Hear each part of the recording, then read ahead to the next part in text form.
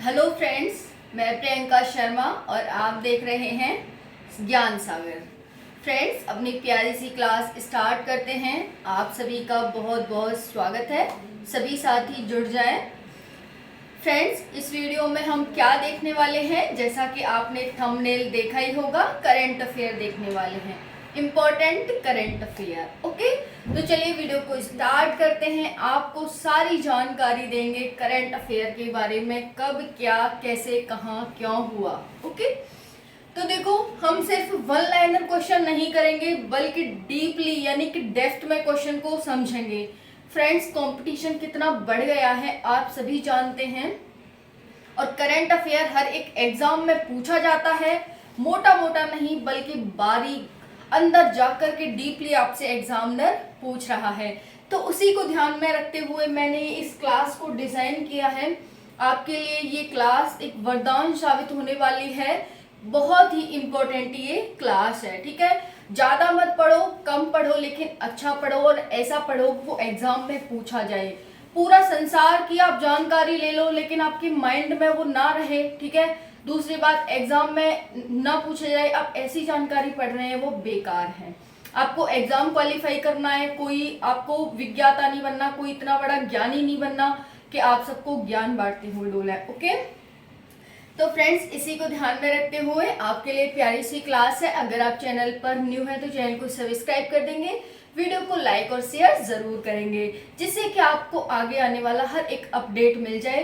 और इससे मुझे मोटिवेशन मिलता है फ्रेंड्स, जो आप लाइक शेयर सब्सक्राइब करते हैं, वीडियो को देखते हैं, और मैं अच्छी वीडियोस लाने को मेरा आपको मन करता है, ठीक है। यानी कि आपके लिए अच्छी वीडियो लाने का मेरा और ज्यादा मन करता है। चलिए, तो और अच्छी खोजबीन करके मैं आपके लिए वीडियोस लाऊं, ये सब आप लाइक शेयर सब्सक्राइब से कर सकते हैं।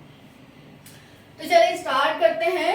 इम्पोर्टेंट करंट अफेयर 12 अप्रैल 2023। आज 12 अप्रैल है, आज का ये आपको करंट अफेयर देखने को मिलेगा। चलिए स्टार्ट करते हैं। क्वेश्चन फर्स्ट क्या कह रहा है? क्वेश्चन फर्स्ट कह रहा है, हाल ही में तमिलनाडु सरकार द्वारा 80 से अधिक अनुपयोगी हेलीकॉप्टर का उपयोग करने के लिए कौन सी पहल शुरू की गई है? तो क्वेश्चन आपसे क्या कह रहा है कि तमिलनाडु सरकार के द्वारा 80 से अधिक अनुपयोगी हेलीकॉप्टर, यानी ऐसे हेलीकॉप्टर जिनका उपयोग नहीं हो रहा था, हेलीपैड, ऐसे हेलीपैड जिनका उपयोग नहीं हो रहा था, उनको उपयोग में लाने के लिए कौन सी पहल शुरू की गई है? फ्रेंड्स, ये मोस्ट इम्पोर्टेंट क्वेश्चन है आप सभी के लिए, तो इसको आप ध्यान रखेंगे और यहाँ पर देखेंगे कौन सा मतलब कौन सी पहल है। इसका आंसर हो जाएगा TN रीच पहल है। TN रीच, TN रीच क्या है, क्या इसकी फुल फॉर्म है, क्या इसका मतलब होता है, सारी जानकारी देखेंगे। तो TN रीच पहल शुरू की है, आपको क्वेश्चन का आंसर मिल गया। लेकिन हमें सिर्फ क्वेश्चन का आंसर नहीं देखना, हमें अगर एक क्वेश्चन मिल गया तो उसके डीपली जाना है कि अनुपयोगी क्यों पड़े थे, ठीक है। अब इन्हें उपयोग में लाया गया है, ठीक है भाई, तो ये सारी जानकारी हम देखेंगे। TN रीच पहल हो गई, इसकी फुल फॉर्म देखते हैं, Tamil Nadu regional aerial connectivity through helicopter, यानी हेलीकॉप्टर के माध्यम से तमिलनाडु क्षेत्रीय हवाई संपर्क। इंग्लिश में भी आपने फुल फॉर्म देख ली, हिंदी में भी। दिल्ली पुलिस का, यूपी पुलिस का, UPSI का आप एग्जाम देंगे तो इसकी फुल फॉर्म भी पूछी जा सकती है, और क्वेश्चन तो आपसे पूछा ही जा सकता है कि तमिलनाडु सरकार द्वारा कौन सी पहल शुरू की गई है जो अनुपयोगी हेलीपैड पड़े हुए हैं उनको उपयोग करने के लिए। क्लियर हो गया फ्रेंड्स आपको? तो यहाँ पर ध्यान रखेंगे कि हाल ही में हमारा क्वेश्चन क्या था, एक बार रिपीट करते हैं। हाल ही में तमिलनाडु सरकार द्वारा 80 से अधिक अनुपयोगी हेलीपैड का उपयोग करने के लिए कौन सी पहल शुरू की गई है? Answer is TN reach. अब TN रीच की फुल फॉर्म क्या है? क्योंकि जब हम बार बार चीजों को पढ़ते हैं तो हमारी परमानेंट मेमोरी में वो शिफ्ट हो जाती हैं और हमें याद रह जाती हैं, ठीक है। तो यहाँ TN reach, Tamil Nadu regional aerial connectivity through helicopters, यानी TN रीच की क्या फुल फॉर्म हो जाती है हिंदी में? हेलीकॉप्टर के माध्यम से तमिलनाडु क्षेत्रीय हवाई संपर्क। सभी एग्जाम के लिए मोस्ट इंपोर्टेंट ये करंट अफेयर है फ्रेंड्स। चलिए अब यहाँ पर तमिलनाडु के बारे में देखते हैं। तमिलनाडु की स्थापना कब हुई थी? 1947 में। ये एक मद्रास राज्य के नाम से जाना जाता था। फिर उसके बाद 1 नवंबर 1956 में इसका गठन हुआ तमिलनाडु के नाम से। 1969 में इसका नाम बदलकर तमिलनाडु कर दिया गया। दोबारा समझेंगे। यहाँ पर 1947 में मद्रास के नाम से जाना जाता था। फिर जब 1956 में, आप सभी को जानते हैं, 1953 में आंध्र प्रदेश पहला राज्य बना। उसके बाद फिर राज्यों का गठन होने लगा दोबारा से, तो फिर से इसका पुनर्गठन हुआ 1 नवंबर 1956 में। तब भी इसे तमिलनाडु के नाम, मद्रास के नाम से ही जाना जाता रहा। फिर 1969 में इसका नाम बदलकर तमिलनाडु कर दिया गया। जनसंख्या के हिसाब से ये 6th राज्य है, मतलब 6ठे नंबर पर आने वाला राज्य है जनसंख्या के हिसाब से। तो क्षेत्रफल में कौन सा है? आपके मन में ये क्वेश्चन बन सकता है। आपसे तो एग्जामिनर पूछ सकता है कि भाई जब तमिलनाडु की बात आई है तो हम क्यों ना आपसे ये क्वेश्चन पूछ करके, क्योंकि आपने ये क्वेश्चन तो पढ़ लिया होगा, तो क्यों ना हम आपसे इधर उधर की बातें पूछ लें। ठीक है, क्योंकि एग्जामिनर बच्चों को निकालेगा कैसे, छांटेगा कैसे? ऐसे ही छांटेगा कि देखते हैं बच्चा कितना अवेयर है, कितनी इसको जानकारी है, बच्चा ने कितना पढ़ा है, सिर्फ उसने क्वेश्चन पढ़ा है या फिर क्वेश्चन के इधर उधर की बातें भी उसने पढ़ी हुई हैं। तो यहाँ पर देखेंगे क्षेत्रफल में 10वें स्थान पर है, जनसंख्या में 6ठे स्थान पर है।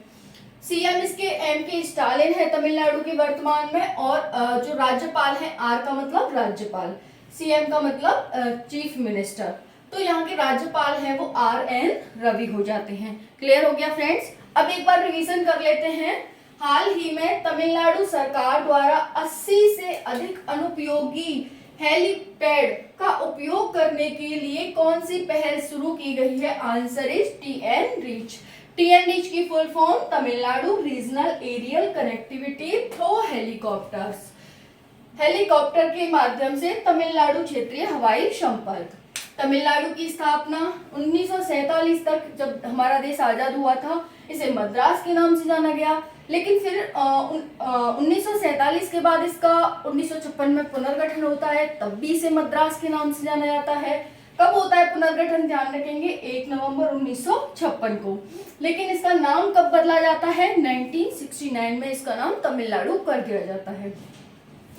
सीएम यहाँ के M.K. स्टालिन है और यहाँ के राज्यपाल RN रवि है। जनसंख्या में 6th स्थान पर आता है और यहाँ पर ये क्षेत्रफल में 10th स्थान पर आता है, और ये दक्षिण भारत का राज्य है, यानी कि भारत के बिल्कुल दक्षिण में स्थित है, सुदूर दक्षिण कहते हैं ना, वहीं पर।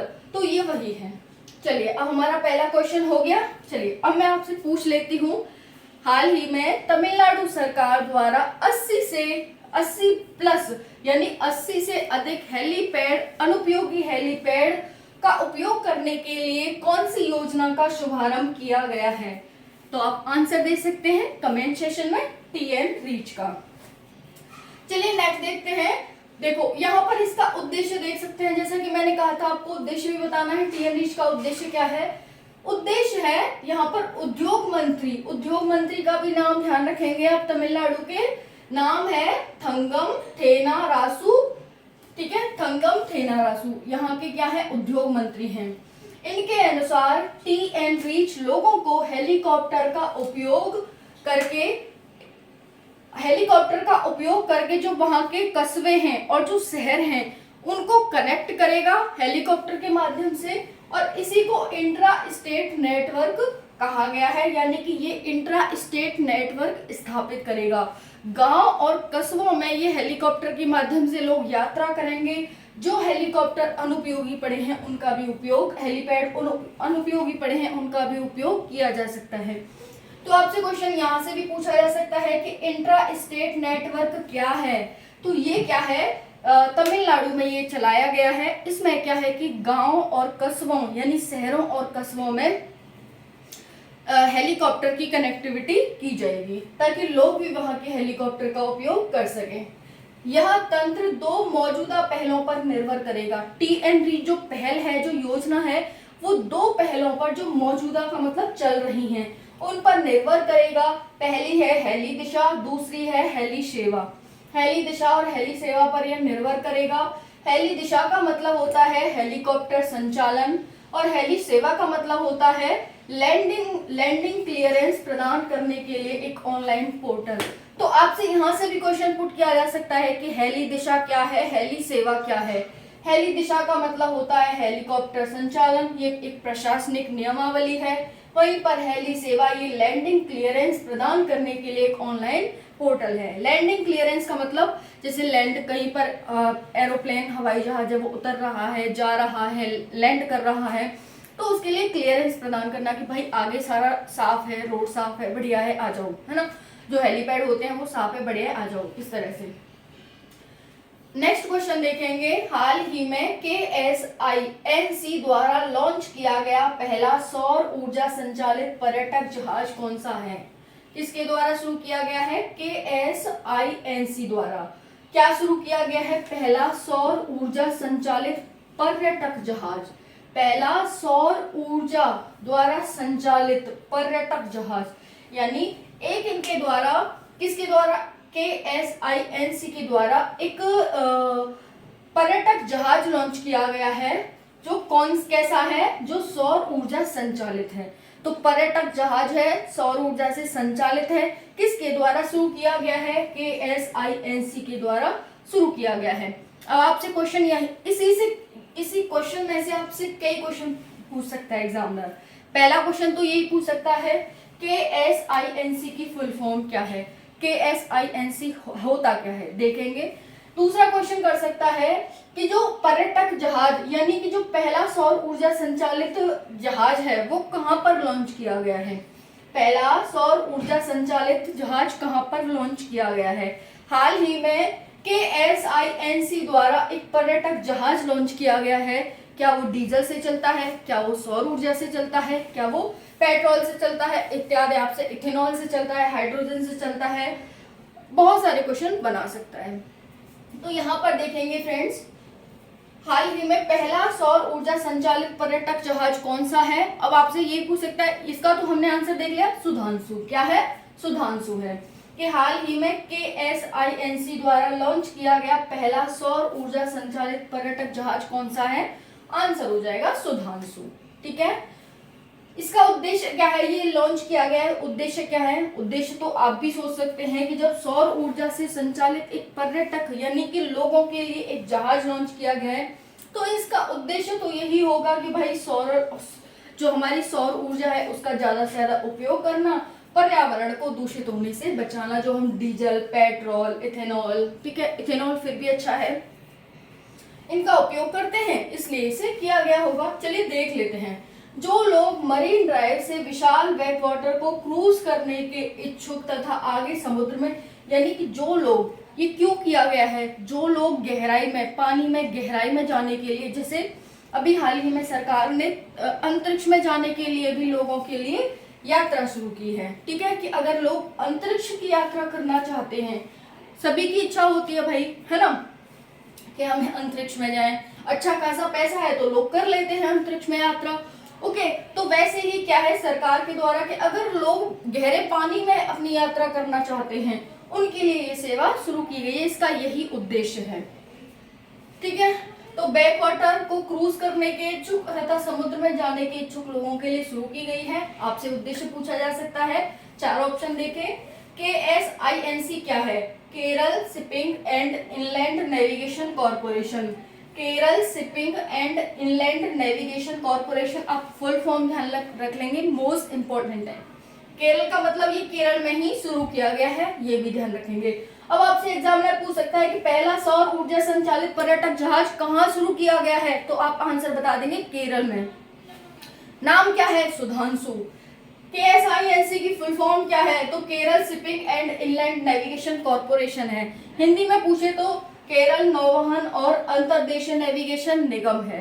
फ्रेंड्स, क्लियर हो गया?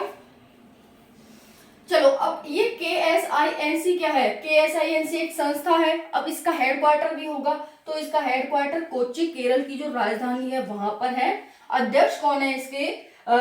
KSINC के? तो KT चाको इसके अध्यक्ष हैं।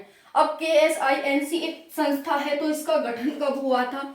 जब हमारे क्वेश्चन में है तो पूछ सकता है एग्जामिनर। तो यहाँ पर देखेंगे KINCO का गठन होता है 1975 में। KSC का गठन होता है 1974 में। इन दोनों को मिला करके 1989 में KSINC का गठन कर दिया जाता है। ठीक है।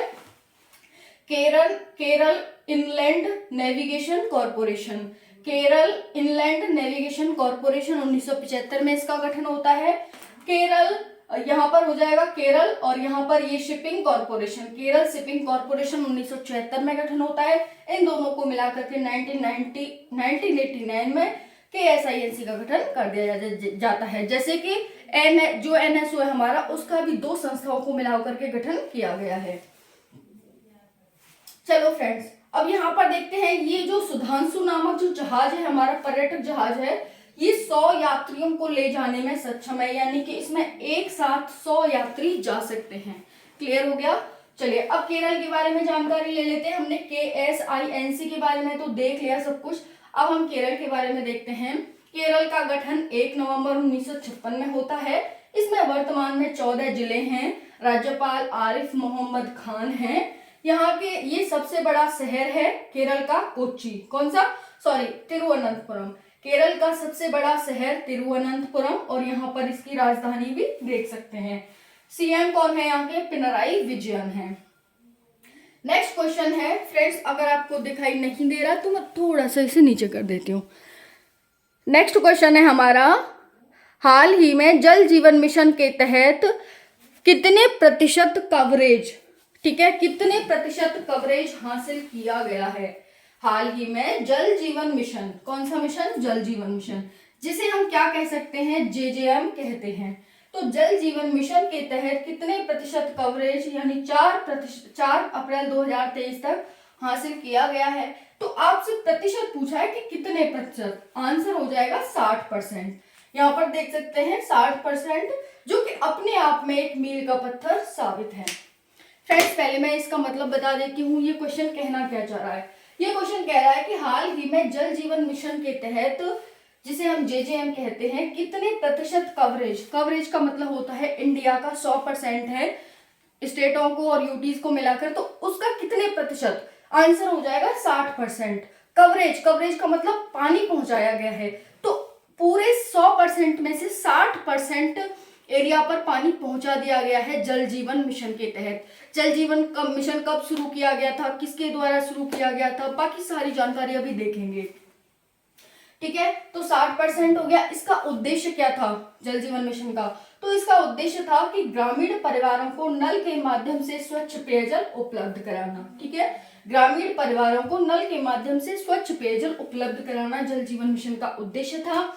और इसमें 1.55 लाख प्लस गांव ने हर घर जल की घोषणा की है, यानी कि वहां तक सुविधा पानी की पहुंच चुकी है। अभी तक जिन भी ग्रामीण क्षेत्रों में पानी की सुविधा नहीं थी, वहां पर अब अच्छे से पानी जा रहा है। नेक्स्ट देखेंगे यहाँ पर 4 अप्रैल 2023 तक 11.66 करोड़, यानी कि 60% ग्रामीण परिवारों को पानी की आपूर्ति हो गई है, सुलभ हो गई है। कब तक, 4 अप्रैल 2023 तक 11.66 करोड़ परिवारों को।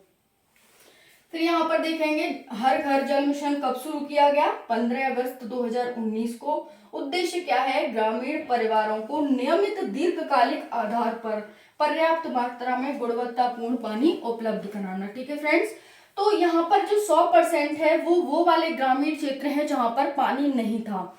100% क्या है, वो क्षेत्र है जहां पर पानी नहीं था। उसमें से जो 100% था जहां पर पानी उपलब्ध नहीं था, उसमें से 60%, इसीलिए तो कहा गया है कि 11.66 करोड़, क्योंकि भारत की जनसंख्या तो 1.25 करोड़ से ज्यादा हो चुकी है। ठीक है, तो यही इसीलिए यहाँ पर ये उसका कहा गया जहां अभी तक पानी नहीं था, वहां पर 60% पानी पहुंच चुका है। ठीक है, तो यहाँ पर देख लेंगे ग्रामीण परिवारों को आपूर्ति हो चुकी है। उद्देश्य क्या था जल जीवन मिशन का, तो ग्रामीण परिवारों को नियमित दीर्घकालिक आधार पर पर्याप्त मात्रा में गुणवत्तापूर्ण पानी उपलब्ध कराना था। यहाँ पर देखेंगे मोस्ट इंपॉर्टेंट हो जाता है फ्रेंड्स, यहाँ पर आप इसे नोट कर लेंगे और इस पर स्टार लगा लेंगे। गुजरात, तेलंगाना, गोवा, हरियाणा और पंजाब 100% पानी कवरेज इन्हें मिल चुका है, यानी यहाँ पर अब कोई दिक्कत नहीं है ग्रामीण परिवारों को, और किसी को भी दिक्कत नहीं है। शहरों में तो पानी पहले से ही उपलब्ध था, लेकिन ग्रामीण परिवारों को भी इन 5 राज्यों में कोई दिक्कत नहीं है, पूरी तरह से 100% पानी उपलब्ध हो चुका है। गुजरात, तेलंगाना, गोवा, हरियाणा और पंजाब 100% पानी कवरेज मिल चुका है। वहीं पर 3 यूटीज हैं जहां पर 100% पानी मिल चुका है, कवरेज हो चुका है।